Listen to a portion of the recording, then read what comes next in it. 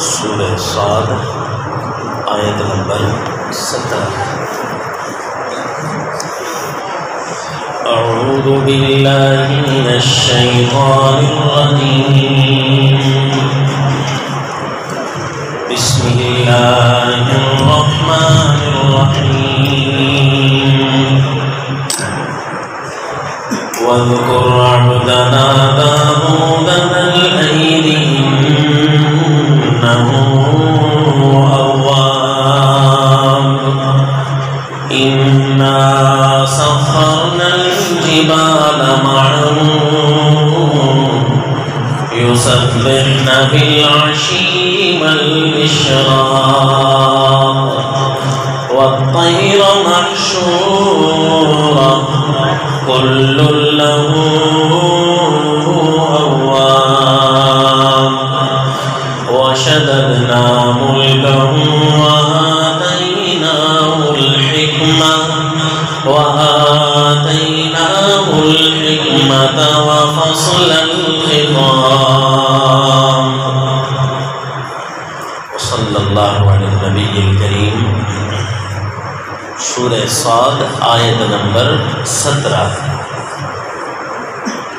سلسلہ قصص القرآن میں گزشتہ دروس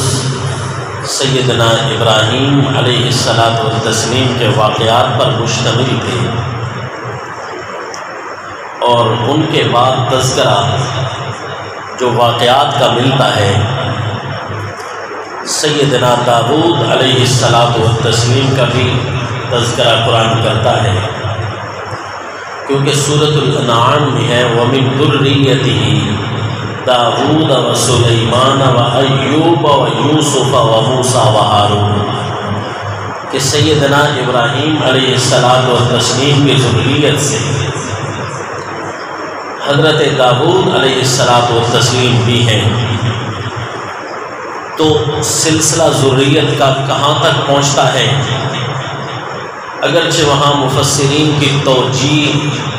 راجح یہ ہے کہ وَمِن ذُرِّيَّتِهِ سے مراد حضرت نوح علیہ السلام کے اولاد ہے، اگرچہ تذکرہ حضرت ابراہیم اور حضرت نوح علیہ السلام دونوں کا ہے، تو اس میں ایک قول حضرت ابراہیم علیہ السلام کی طرف وَمِن ذُرِّيَّتِهِ سے مراد حضرت ابراہیم علیہ السلام۔ راجح یہ ہے کہ حضرت داؤد حضرت نوح علیہ السلام کی ذریت مراد ہے، کیونکہ آگے حضرت یونس علیہ السلام کا تذکرہ بھی ہے، تو وہ اس سلسلہ میں حضرت نوح علیہ السلام کی ذریت ہے۔ لیکن ایک قول کے مطابق چونکہ حضرت داؤد علیہ السلام حضرت ابراہیم علیہ السلام کی ذریت سے ہی ہے، تو لہذا حضرت اسحاق علیہ السلام، حضرت یعقوب علیہ السلام، یہ آپ کے بعد، اور حضرت لوط علیہ السلام، حضرت ابراہیم علیہ السلام کے بعد ان کے واقعات ملتے ہیں۔ لیکن کتاب اللہ میں حضرت اسحاق علیہ السلام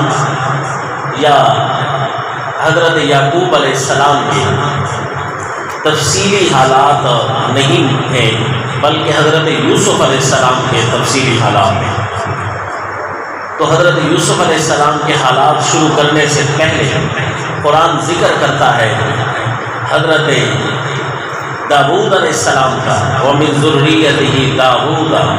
پھر داؤد علیہ السلام کے بعد ان کے بیٹے سیدنا سلیمان علیہ السلام کا تذکرہ کرتا ہے۔ تو چونکہ کتاب اللہ میں تذکرہ ان کا پہلے آیا، تو لہذا سیدنا داؤد علیہ السلام کا واقعہ ہم قرآن میں پڑھتے ہیں انشاءاللہ۔ اللہ تعالیٰ کے پیغمبر، انبیاء، عجیب زندگیاں گزارنے والے، عجیب طرز عبادت رکھنے والے، عجیب حالات پر مشتمل ان کی زندگیاں ہیں۔ ساروں کے واقعات اللہ نے نہیں بیان فرمائے۔ قرآن میں ہے کہ ہم نے صرف ان انبیاء کا تذکرہ کیا مَا نُثَبِّتُ بِهِ فُؤَادَكَ، جس سے آپ کو تسلی دینا مقصود تھا کہ انبیاء میں بادشاہ بھی آئے، انبیاء میں غریب لوگ بھی آئے، انبیاء میں بڑے بڑے طاقتور بھی آئے، اور انبیاء میں وہ مظلوم بھی آئے جن پر طاقتور حکومتوں نے ظلم کیا تھا۔ انبیاء میں بیمار بھی آئے حضرت ایوب علیہ السلام، انبیاء میں قیدی بھی آئے حضرت یوسف علیہ السلام، انبیاء کرام میں ظلم و ستم برداشت کرنے والے، روپوش ہونے والے سیدنا عیسیٰ علیہ السلام بھی آئے۔ تو کئی انداز انبیاء کرام کے ساتھ قوم والوں نے اپنائے۔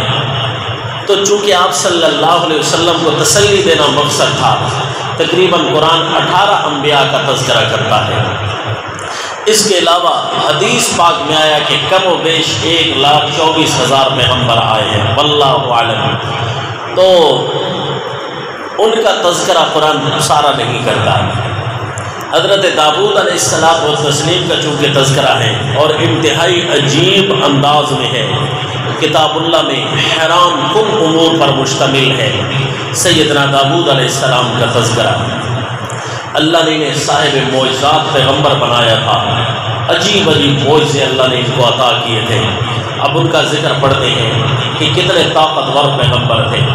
عجیب پیغمبر ہیں کہ اللہ نے ان کو بادشاہت بھی عطا کی ہے اور امام المجاہدین بھی ہیں اور بہت بڑے کسب کرنے والے تاجر پیغمبر بھی ہیں۔ اور ان کے بیٹے حضرت سلیمان علیہ السلام ایسے بادشاہ آئے کہ ان کی بادشاہت پانیوں پر بھی چلتی تھی، ہواؤں پر بھی چلتی تھی، پرندوں پر بھی چلتی تھی، جنات پر بھی چلا کرتی تھی۔ یہ ایک عجیب پیغمبروں کی فہرست ہے، باپ بیٹے حضرت داؤد علیہ السلام اور پھر ان کے بیٹے حضرت سلیمان علیہ السلام۔ آئیے اب تذکرہ دیکھتے ہیں پیارے داؤد علیہ السلام کا۔ فرمایا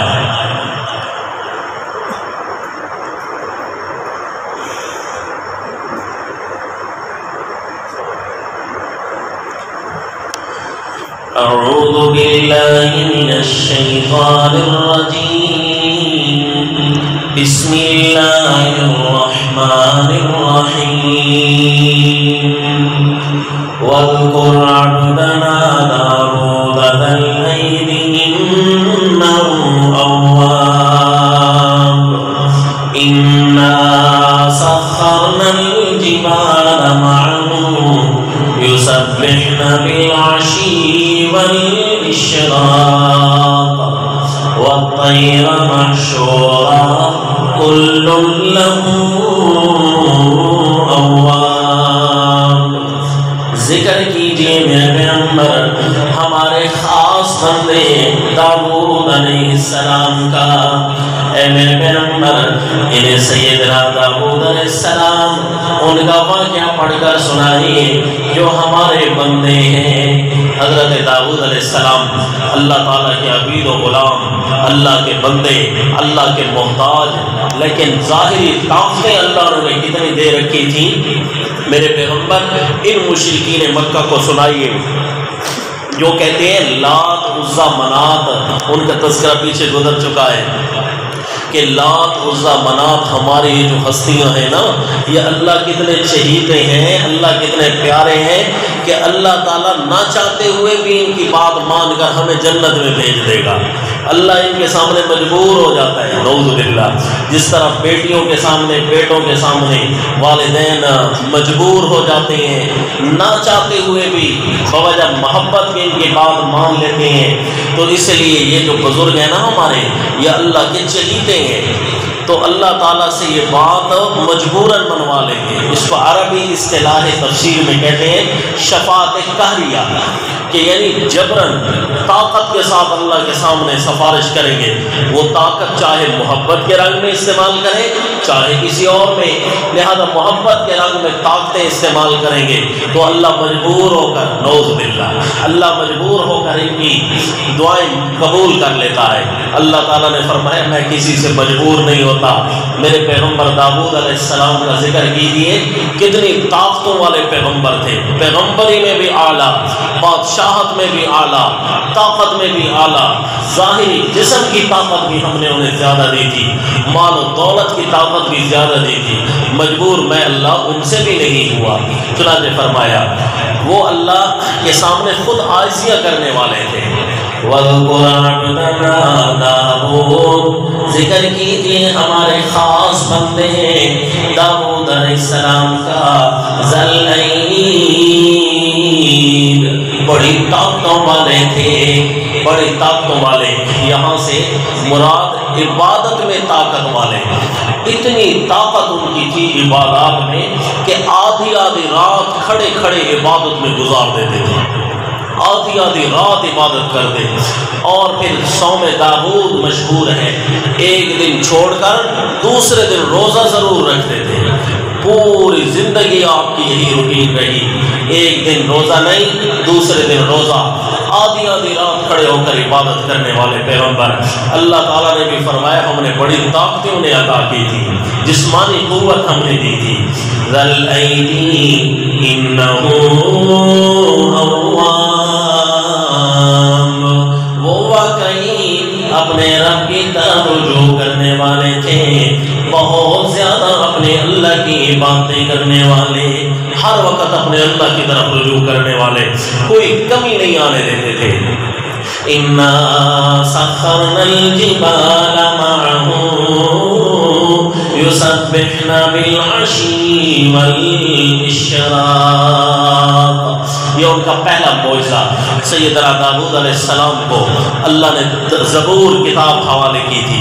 زبور کتاب آپ پر نازل ہوئی ہے، آپ جب کتاب اللہ کی تلاوت کرتے، پیغمبر کی تلاوت کرنا ہی عجیب ہوتا ہے، اور پھر لحن میں اللہ نے ایک تاثیر رکھ دی تھی کہ وہ صرف انسانوں پر اثر نہیں کرتی تھی بلکہ زمین کی مٹی اور پہاڑوں پر بھی ان کی قوت زبان اثر رکھتی تھی، پہاڑ بھی ہلنے لگ جاتے تھے ان کی تسبیح سن کر۔ فرمایا اللہ نے حکم کیا پہاڑوں کو بھی، اِنَّا سَخَّرْنَا الْجِبَالَ مَعَهُ، ہم نے تابع کر دیا تھا پہاڑوں کو ان کے۔ عجیب کار ہے جی، حضرت داؤد علیہ السلام خود باپ اور ان کے بیٹے حضرت سلیمان علیہ السلام، باپ کی حکومت پہاڑوں پر چلتی ہے اور بیٹے کی حکومت پانیوں پر اور ہواؤں پر چلتی ہے۔ اِنَّا سَخَّرْنَا الْجِبَالَ مَعَهُ، ہم نے پہاڑوں کو ان کے تابع کر دیا تھا، يُسَبِّحْنَ بِالْعَشِيِّ وَالْإِشْرَاقِ، شام کو بھی اور صبح کو بھی وہ تسبیح بیان کرتے تھے پہاڑ۔ حضرت داؤد علیہ السلام جیسے تسبیح شروع کر دے، اللہ کی حمد و ثنا شروع کر دے، پہاڑوں پر اثر ہونے لگ جاتا، پہاڑوں سے بھی آوازیں آنا شروع ہو جاتی۔ ایک ہوتی ہے نا صدائے بازگشت، آپ پہاڑ میں کھڑے ہو کر یا کسی گونج والی جگہ پر کھڑے ہو کر آواز دیتے ہیں نا تو آپ کی آواز دوبارہ لوٹتی ہے، اسے کہتے ہیں صدائے بازگشت۔ یہ تو کسی کی بھی ہوتی ہے نہ جی، وہ آپ کی اپنی آواز ہوتی ہے جو پلٹ رہی ہوتی ہے، تو یہ صدائے بازگشت نہیں کی بلکہ داؤد علیہ السلام جب تلاوت کر دے ان کی اپنی آواز نہیں لوٹتی تھی بلکہ پہاڑوں سے آواز آتی تھی خود بخود تسبیحات کی۔ یہ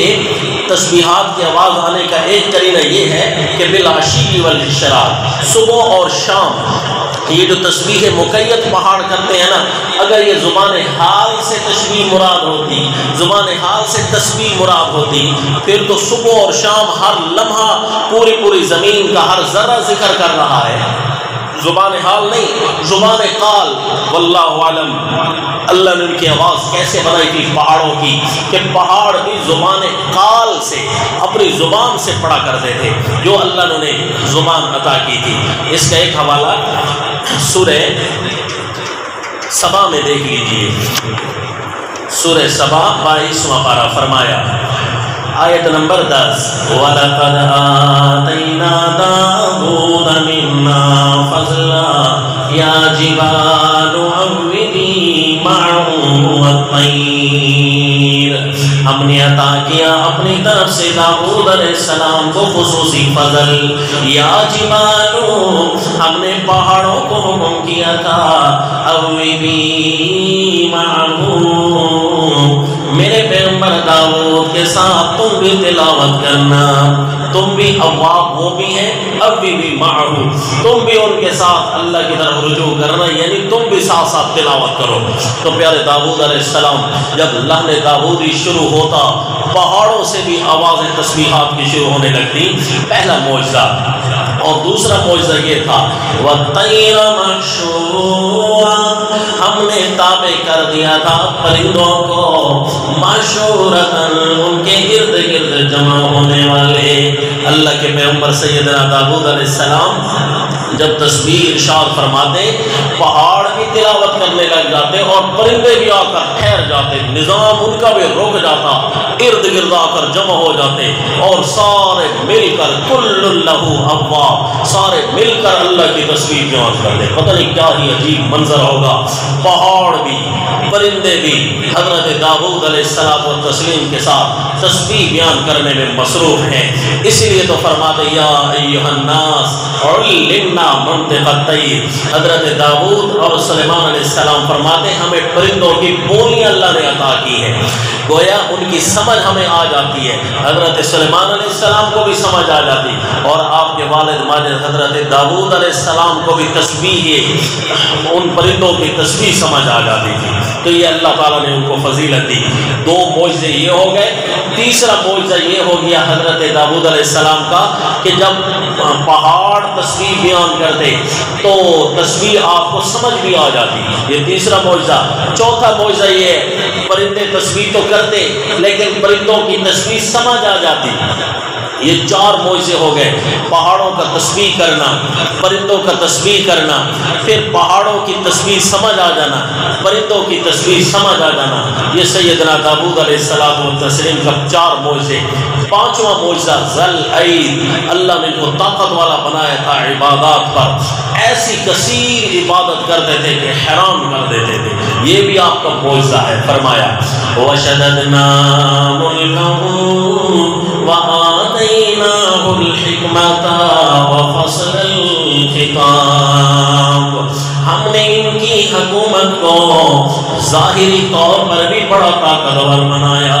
بڑی سپر پاور حکومت رکھتے تھے سیدنا داؤد علیہ السلام و تسلیم۔ روئے زمین میں کسی کی طاقت نہیں تھی کہ اللہ کے پیغمبر کے سامنے کوئی لڑائی کے لیے تیار ہو جاتا، کوئی نہیں آتا۔ اس کے باوجود اللہ کے پیغمبر تبلیغ کرتے، زبردستی کسی پر نہیں کرتے تھے، پر حکومت کرنے کا حق کسی کو نہیں ہے۔ وَشَدَدْنَا مُلْكَهُ، ہم نے ان کی ملک کو، ان کے طاقت کو بڑا مضبوط کیا تھا۔ وَآتَيْنَاهُ الْحِكْمَةَ، اور ہم نے ان کو دانائی عطا کی تھی،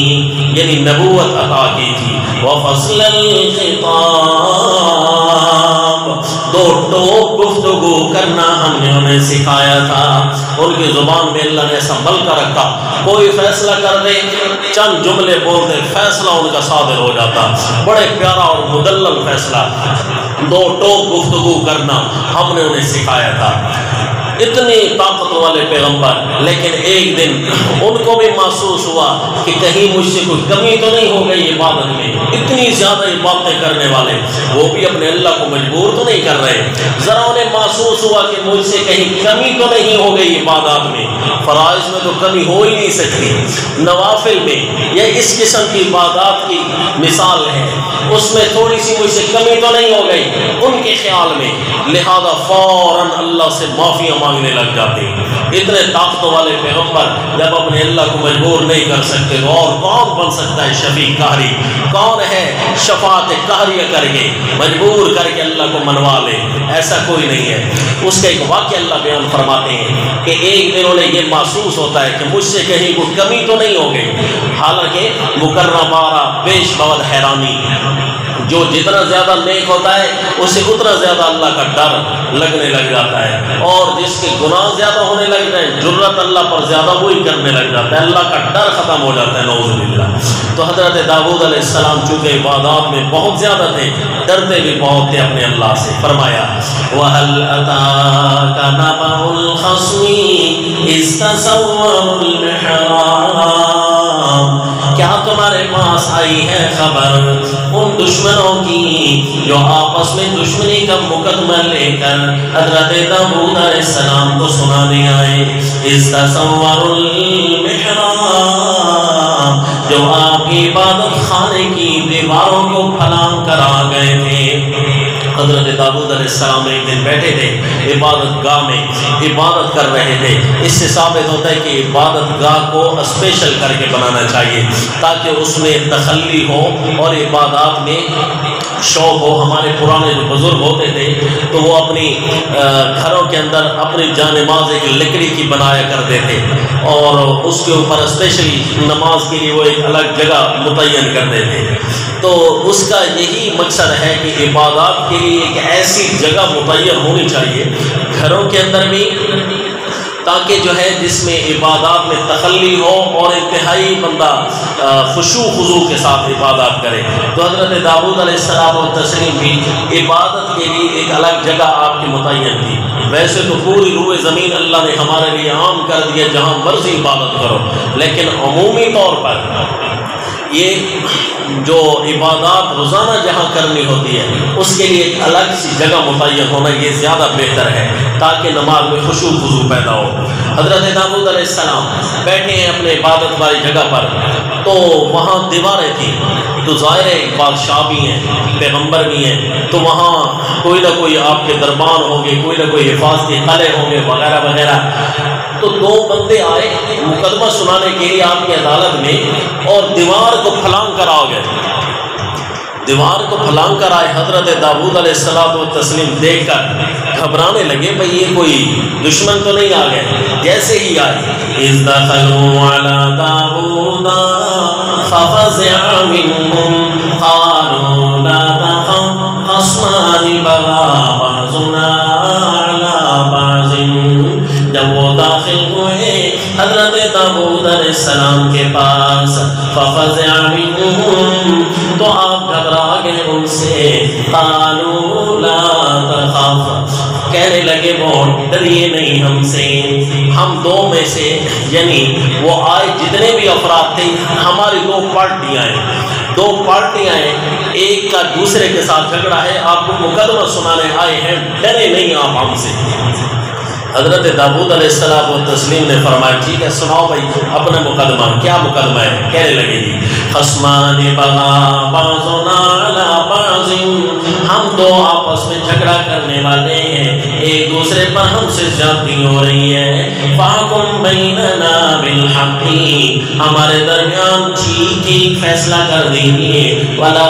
تشطط، اور فیصلے میں ہمیں سختی میں نہ ڈالیے، وہدنا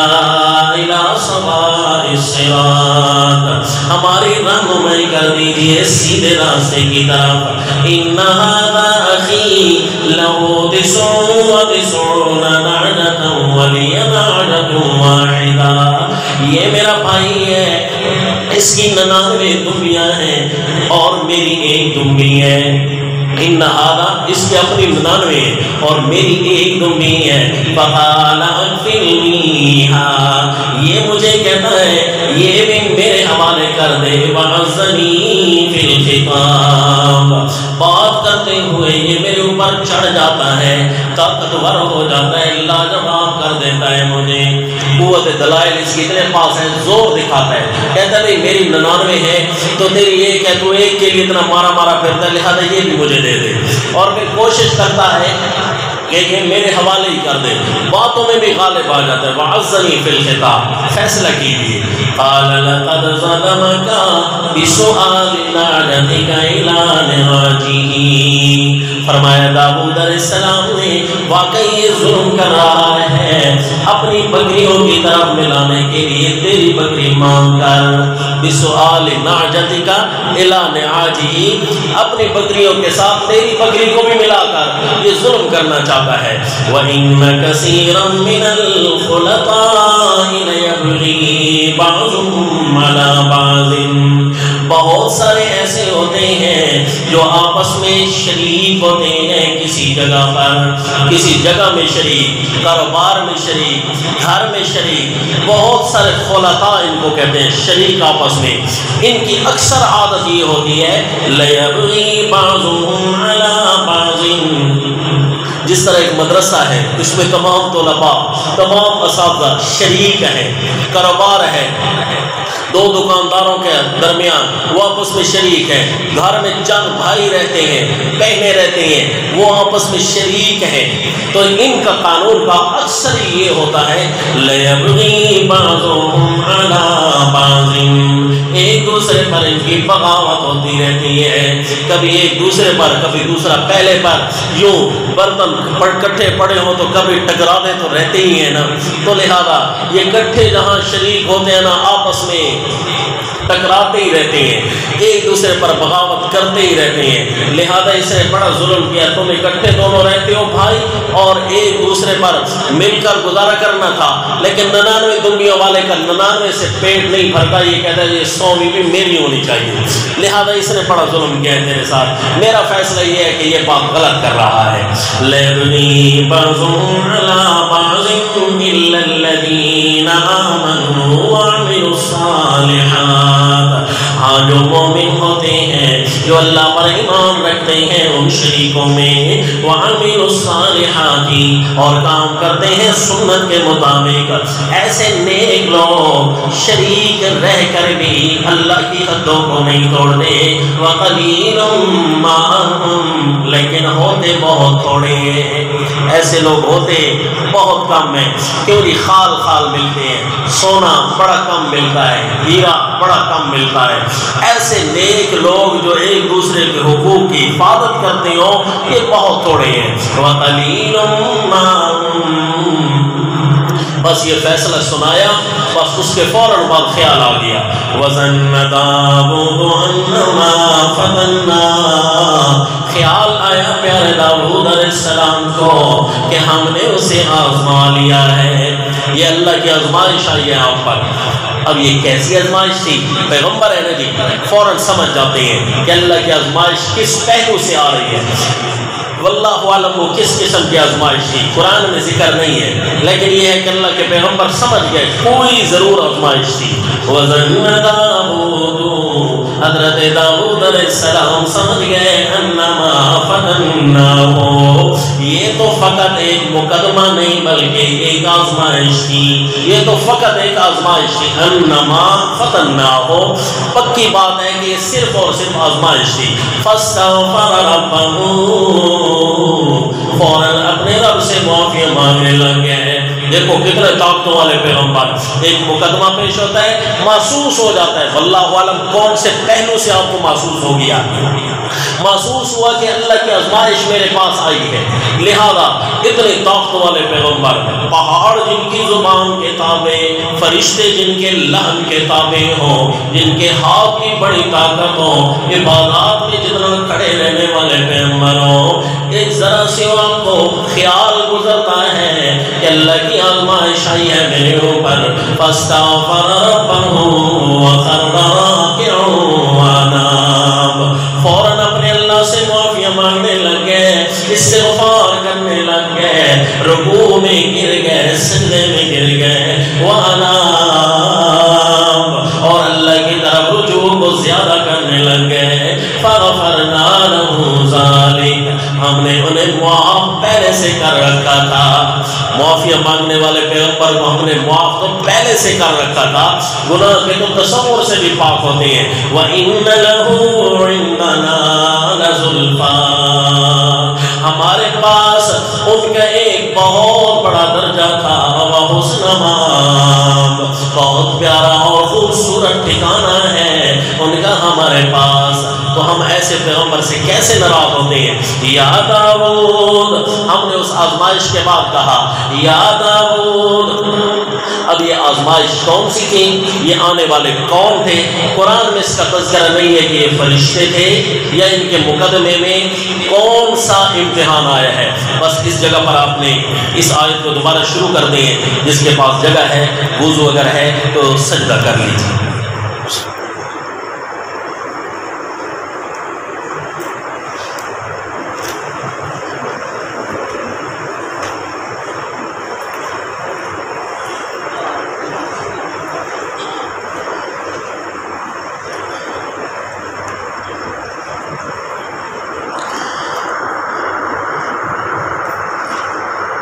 اب اس آزمائش کا تذکرہ قرآن میں نہیں ہے، تو یہاں پر مختلف قسم کے یہودیوں نے اپنی طرف سے باتیں مشہور کر دی، نعوذ باللہ، بڑے گندی گندی کہانیاں نعوذ باللہ پیغمبر کے ذمہ لگا دی، ایسی غلط تفسیریں ٹھیک نہیں ہیں۔ اب یہ آنے والے کون تھے؟ قرآن میں ذکر نہیں تھا، البتہ راجح یہ ہے کہ ہو سکتا ہے آنے والے فرشتے ہوں، راجح یہ لگتا ہے کہ آنے والے فرشتے ہوں، اور پھر آپ سے کوئی لغزش ہوئی ہے مقدمے کے دوران۔ بظاہر بعض مفسرین، رئیس المفسرین حضرت الوانی رحمہ اللہ بھی انہی مفسرین کی تعین فرماتے ہیں کہ عین ممکن ہے کہ آزمائش کا یہ مطلب ہو کہ مدعی کا بیان سنا اور مدعا علیہ کا بیان نہ سنا، ہو سکتا ہے جلدی میں فیصلہ کر بیٹھے ہوں، یہ لغزش ہوئی ہو۔ بہرحال یہ بھی ایک مفسرین کے رائے ہے، قرآن میں اس کا تذکرہ نہیں ہے۔ پیچھے اللہ تعالیٰ فرماتے ہیں فصل الخطاب، ہم نے انہیں دو ٹوک فیصلہ کرنا سکھایا تھا، تو لہذا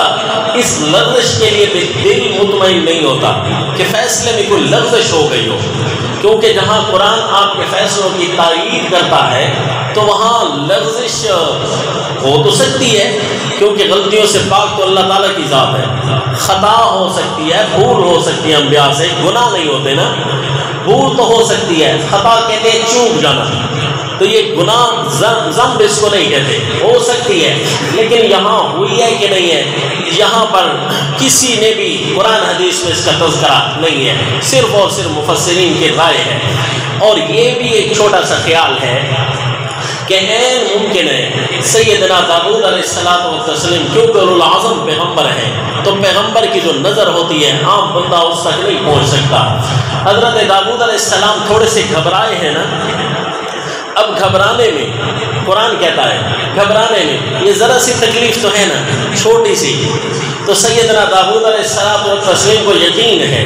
کہ اللہ تعالیٰ اپنوں کو کوئی تکلیف دیتا نہیں ہے، لیکن اگر کوئی تکلیف آ گئی ہے، تھوڑی سی بھی گھبراہٹ مجھے ہو گئی ہے، واللہ عالم کیوں ہوئی ہے، کہیں ایسا تو نہیں کہ میں عبادت کا حق نہ ادا کر سکوں، عین ممکن ہے، لہذا کوئی کمی کوتاہی ہو، سمجھ آئے یا مجھے نہ آئے، میں اپنے اللہ سے معافی مانگتا ہوں تاکہ یہ گھڑیاں مجھے نہ دیکھنی پڑتی۔ عین ممکن ہے یہ بات ہو کہ مجھے ذرا سے بھی گھبراہٹ نہ آتی، اللہ گھبراہٹ اپنوں کو آنے نہیں دیتا، تو لہذا یہ بھی عین ممکن ہے۔ اور یہ بھی عین ممکن ہے کہ آگے جو ہے ایک آیت آ رہی ہے یا داؤد انا جعلناک خلیفہ، اس سے بظاہر لگتا ہے کہ حضرت داؤد علیہ الصلوۃ والتسلیم نے عبادات کو اتنا زیادہ وقت دینا شروع کر دیا کہ آپ لوگوں کے مقدمے زیادہ ہو گئے تھے، اور آپ کی عبادت کا وقت ان مقدموں کے لیے اب عبادت کو تھوڑا کرنا تھا تاکہ حقوق العباد کی پاسداری بھی پوری ہو سکے، مقدمے بھی جلدی نمٹائے جا سکے۔ تو اس لیے بھائی کہ ان لوگوں کو ضرورت تھی فیصلہ کرنے کی، اور میں عبادت میں مصروف تھا، ہو سکتا ہے لوگ انتظار میں ٹھہرے رہے ہوں، ان کو انتظار کی تکلیف آئی ہو، میں ان کے حقوق کے لیے متعین کیا گیا ہوں اور ہو سکتا ہے ان کے حقوق پورے نہ کر رہا ہوں، اس لیے اللہ تعالیٰ نے میرے اوپر یہ امتحان ڈالا ہو کہ یہ فرشتے آئے ہوں مجھے سکھلانے کے لیے، اس لیے توبہ کی ہے۔ اگلی آیت سے اشارہ اسی کا لگتا ہے، اب وہ آیت دیکھیے جی، فرمایا یا داؤد انا جعلناک خلیفۃ فی الارض، اے میرے داؤد پیغمبر ہم نے آپ کو بنایا ہے اپنی زمین میں خلیفہ، اللہ کے احکام نافذ کرنے ہیں، آپ نے اللہ کی زمین پر اللہ کے حقوق کا چل پرچار کرنا ہے، عبادات آپ نے بھی کرنی ہے، اور میرے احکام پوری روئے زمین پر بھی آپ نے نشر کروانے ہیں، نہ عبادات میں کمی آنے پائے، نہ پورے روئے زمین پر میرے کلمہ نافذ کرنے میں کمی آئے۔ فَحْكُمْ بَيْنَ النَّاسِ بِالْحَقِّ، لوگوں کے درمیان فیصلہ کیجئے ٹھیک، وَلَا تَتَّبِعِ الْهَوَىٰ، اپنی ذاتی خواہشات کی تابعداری نہ کیجئے، فَيُضِلَّكَ عَن سَبِيلِ اللَّهِ، اللہ کے متعین کردہ راہ سے آپ کو ہٹا دے گی یہ چیز۔ اب دیکھیے اللہ کے نبی تو خواہشات کی تابعداری کرنے والے نہیں ہوتے۔ اچھا آپ خود سوچئے، اگر اللہ کے نبی اپنی خواہش کی تابعداری بھی کرے تو کیا انبیاء کی خواہش کیوں غلط ہوگی؟ انبیاء کی خواہش نہیں ہوگی نا کہ جہاں 2 نفل پڑھنے میں 4 پڑھ لوں، یہی خواہش ہوگی جہاں ایک روزہ رکھنا ہے میں وہاں روزانہ روزہ رکھوں، ایک دن چھوڑ کر دوسرا۔ انبیاء کی خواہش تو اچھی ہوتی ہے۔ اللہ تعالیٰ فرما رہے ہیں میرے پیغمبر آپ کی خواہش بے شک اچھی ہے، آپ کی چیزیں بے شک اچھی ہیں، لیکن ایک یہاں ہے نوافل کا درجہ اور دوسری طرف ہے حقوق العباد۔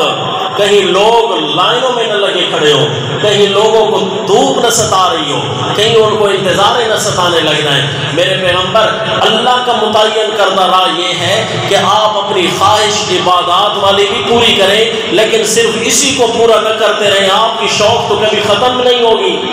عبادات والی شوق، اللہ کے ساتھ مناجات والی شوق تو آپ کی کبھی ختم نہیں ہوگی۔ فَيُضِلَّكَ عَن سَبِيلِ اللَّهِ، لہذا اللہ کا متعین کردہ جو راہ ہے کہ حقوق العباد کے لیے بھی آپ کو متعین کیا گیا ہے، بادشاہ آپ کو بنایا گیا ہے، اس متعین راہ سے کبھی آپ ہٹ نہ جائیں، لہذا تھوڑا بہت بھی آپ نہ ہٹیں۔ آپ کی خواہشات بھی اچھی ہیں لیکن ساری اپنی خواہش کو یہاں پورا نہیں کرنا، جنت میں آ کر عبادات کے مزے پورے کر لینا۔ لا تتبع الهوى فيضلك عن سبيل الله ان الذين يضلون عن سبيل الله، اور آپ کو یہ فیصلہ کرنے کے لیے ہم نے زمین پر بھیجا۔ کون سے فیصلے؟ بڑے بڑے فیصلوں میں یہ فیصلہ آپ کو نافذ کرنے کے لیے ہم نے زمین پر بھیجا ہے۔ ان الذين يضلون عن سبيل الله، بے شک جو لوگ اللہ کی راہ سے بھٹک جاتے ہیں، اللہ نے جو ان کو راہ دی ہے، جو رہنمائی اللہ نے کی ہے، جو احکام اللہ نے نافذ کیے ہیں، ان کو چھوڑ کر جو اور راہ پر چلتے ہیں، لہم عذاب شدید، ان کے لیے عذاب ہوگا بڑا سخت، کیونکہ بما نسوا یوم الحساب، کیونکہ حساب کے دن کو بھولے بیٹھے ہیں، انہیں یہ نہیں پتا کہ اللہ نے جو راہ ہمیں دی ہے، اللہ نے جو رہنمائی ہماری کی ہے، اللہ اس کا حساب بھی لیں گے۔ میرے پیغمبر یہی تبلیغ آپ نے زمین پر کرنی ہے۔ ان الذین یضلون عن سبیل اللہ، روزانہ صبح و شام آپ کی تقاریر کا یہ جملہ ہے، ان الذین یضلون عن سبیل اللہ لہم عذاب شدید، اللہ کے راستے کو نہ چھوڑو، اللہ کے راستے کو نہ چھوڑو۔ میرے پیغمبر ٹھیک ہے عبادات کرنا بھی میرا حق ہے، لیکن وہ بھی میری راہ ہے کہ بندوں کے فیصلے بھی آپ کے ذمہ ہیں، کیونکہ آپ کو نبی بھی بنایا ہے، بادشاہ بھی بنایا ہے، دونوں حقوق آپ کے ذمہ لگائے ہیں، لہذا آپ اپنے تقاریر میں جو جملے ارشاد فرماتے ہیں انہی جملوں کو آپ نے اپنے اوپر یوں نافذ کرنا ہے۔ عبادات کی شوق کہیں ایسا نہ ہو کہ آپ کو بندوں کے حقوق سے غافل نہ کر دے۔ اسی لیے کہتے ہیں اگر ساتھ مریض ہے، سویا ہوا ہے، آپ کی خواہش ہے میں تلاوت قرآن کروں، بڑے خوبصورت لہجے میں پڑھوں، اللہ کی کتاب کی تلاوت میں مجھے مزہ آئے، تب بھی آپ کی خواہش اگرچہ اچھی ہے لیکن ضروری ہے کہ مریض کے حقوق کا خیال کیجیے، آہستہ تلاوت کریں۔ خواہش بری تو نہیں ہے نا، خواہش اچھی ہے، جتنی زور سے مرضی تلاوت کرے خوبصورت لہجے میں، لیکن اس اچھی خواہش کے پیچھے بھی نہیں چلنا کیونکہ دوسرے کا حق کہیں نہ مارا جائے۔ آپ کی خواہش ہے میں لمبی لمبی نماز پڑھوں، ایک صحابی ہے بہت لمبی لمبی نماز پڑھاتے تھے، پیچھے صحابہ جو بعض مزدور صحابہ اکرام تھے بیچارے عشاء کی نماز کے انتظار میں ہوتے تھے کہ اللہ جماعت ہمیں نصیب فرما دے، ہم جا کر جلدی جلدی سو جائیں گے، تو وہ تھک جاتے تھے، ان کو بھی کچھ نہیں کہتے تھے، آپ صلی اللہ علیہ وسلم کو جا کر بتا دیں اللہ کے نبی بڑے تھکے ہوئے ہوتے ہیں، شوق ہوتی ہے جماعت کی بھی، لیکن یہ جو ہے نا بہت لمبی نماز پڑھا دیتا ہے، پوری سورۃ البقرہ 40 رکوع بھی تلاوت کر لیتے ہیں۔ آپ صلی اللہ علیہ وسلم نے فرمایا افتان یا معاذ، اے معاذ لوگوں کو فتنے میں ڈالتے ہو، لوگوں کی ایک خواہش ہے وہ خواہش جماعت کی پوری کرا دیا کرو، اتنی اگر آپ کی خواہش ہے تو لہذا آپ اپنی خواہش کو الگ پورا کرتے رہیں، خواہش تو اچھی ہے، ایسی نہ ہو کہ آپ کی اچھی خواہش لوگوں کو فتنے میں مبتلا کر دے، اللہ کی متعین کردہ راہ سے آپ ہٹ جائیں گے۔ لہذا عبادات اور نوافل میں اس قدر رہیں کہ اللہ کے حق بھی پورے ہوں اور بندوں کے حقوق بھی پورے ہوں۔ یہ ذرا تعویل دل کو لگتی ہے، اس میں نبی کی کمی بھی نہیں آئی، نبی کے فیصلے بھی کمی بھی نہیں آئی، اور نبی کا فیصلہ بھی صحیح ہو گیا، اور آپ کو امتحان کا نقطہ بھی سمجھ آ گیا، اور اگلی آیت بھی فٹ ہو گئی، یا داؤد انا جعلناک خلیفۃ فی الارض۔ بہرحال یہ تو تفسیری نکات تھے، اتنی بات ضرور ہے کہ اللہ کے پیغمبر سیدنا داؤد علیہ السلام و تسلیم جب آپ اپنے لحن سے تلاوت فرماتے پہاڑ پرندے آپ کے ساتھ ساتھ پڑھتے تھے. بادشاہ بھی اللہ نے ان کو بنایا تھا, نبی بھی اللہ نے ان کو بنایا تھا. ایک عجیب واقعہ قرآن بیان کرتا ہے سیدنا داؤد علیہ السلام کا. انشاءاللہ آپ کے بیٹے سیدنا سلیمان علیہ السلام کا تذکرہ آئے گا. وما علینا الا البلاغ. الحمد للہ رب العالمین الرحمن الرحیم مالک یوم الدین ایاک نعبد وایاک نستعین اهدنا الصراط المستقیم صراط الذین انعمت علیہم غیر المغضوب علیہم ولا الضالین. ملک بھر میں اور خصوصاً ہمارے علاقوں میں یہ جو جانوروں پر وبا آئی ہے بیماری کی, اس کے لیے خصوصی طور پر دعا کریں. اللہ تعالیٰ اس امتحان میں ثابت قدم رکھے اور اللہ یہ تکلیف ہم سے ہٹا لے. اللہم ارفع عنا الوبا, اللہم ارفع عنا الوبا, اللہم ارفع عنا الوبا. لا الہ الا اللہ العظیم الحلیم, لا الہ الا اللہ رب العرش العظیم, لا